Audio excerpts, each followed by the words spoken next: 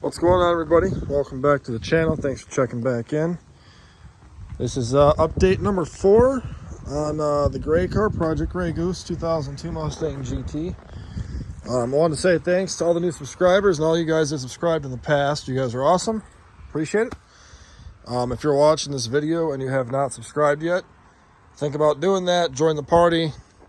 Throw some comments down below and let's get started here. So, last night, got the old motor and trans pulled out of this thing.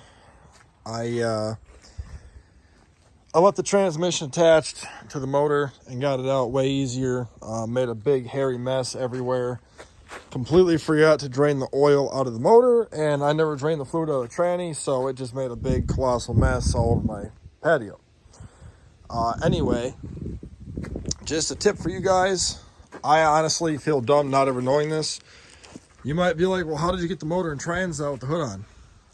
Well, I was alone, and I actually did not even know you could do this, but you can actually take, and the hood will actually stand up 90 degrees.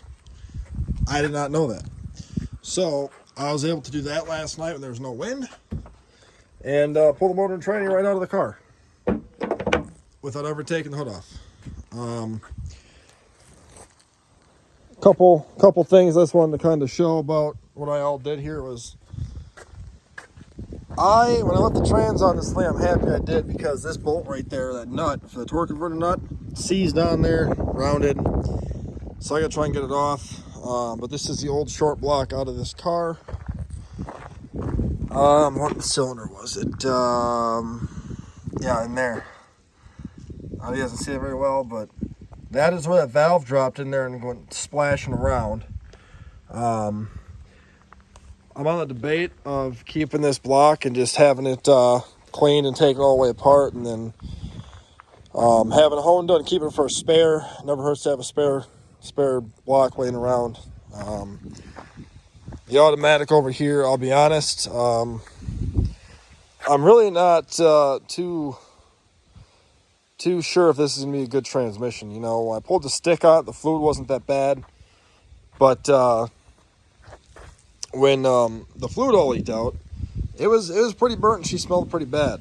And I know most of you are saying right now, well, hey, now is the perfect time to manual swap this, and you would be correct. I thought about that long and hard last night of just saying, forget the automatic. I have already a clutch, everything I need for a manual swap, except the transmission, the trans harness, and the cable.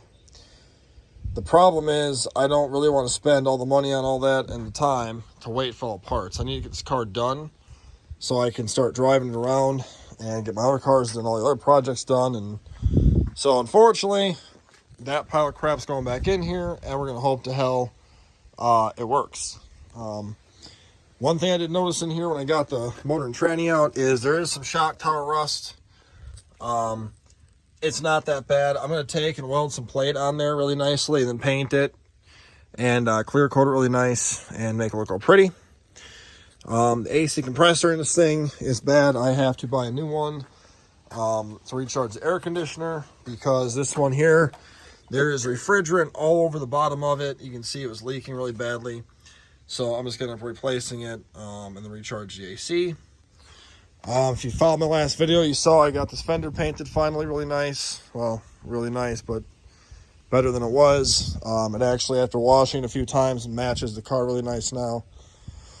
So that's the update so far on this. Now, like I say, this is the old short block, and what I decided to do was go ahead and roll with the motor that was in the blue Mustang I put in last with the Crown Vic motor. I had thought about saying, you know what, let's just toss in the motor I just got done building, because it's already ready to drop into a car, but I decided not to, because then I gotta buy a stall converter. So this motor here is what's going into the gray car. I know it runs great. Started taking stuff apart yesterday on it. Gonna come back out here and work at it. I have new valve cover gaskets because, well, these ones leak here pretty bad. So But this motor, though, has some new parts on it and stuff, too, so it'll be a real good running engine. And we'll be tossing this in that car, and then I have all the other stuff for it to put all back together, and so on and so forth. So that's the plan for the gray car for now. I also decided to run the Moog springs in the front. I'm going to cut one of the coils off to make it the same height as those, because those, when they were in the blue car, it raised the front end like 2 inches, because they're, I don't know, they're aftermarket Moog springs. But I'm going to put those springs in the front of the gray car. I got a set of factory springs for the back.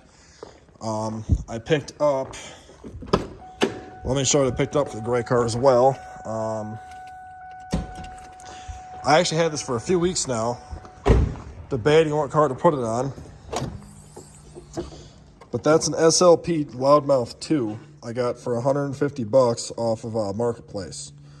So I'm going to put that with the off-road X-Pipe off of that car in the gray car, so it'll have shorty headers, off-road X-Pipe, and a catback that'll sound nice.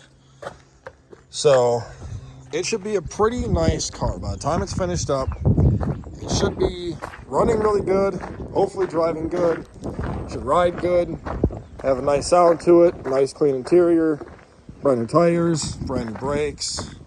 So should be a good running car. Gotta still find a bumper cover for it, and I gotta still do the rest of the paint correction. The reason I stopped is just into the spoiler in the top of the trunk. I already had, I don't know how many hours into that, and I want to get the car to run and drive first. So but that's basically the current update now. I'm hoping to get the other motor out of that car by tonight, and then hopefully tomorrow I can drop it in this, at least, is the hope. But yeah, so I'm gonna work on getting that nut off of there, and then we should be hopefully good to go. So hope you guys liked the video, and we'll talk to you guys later. If you have any questions, just leave them down below, and I hope you guys have a good week.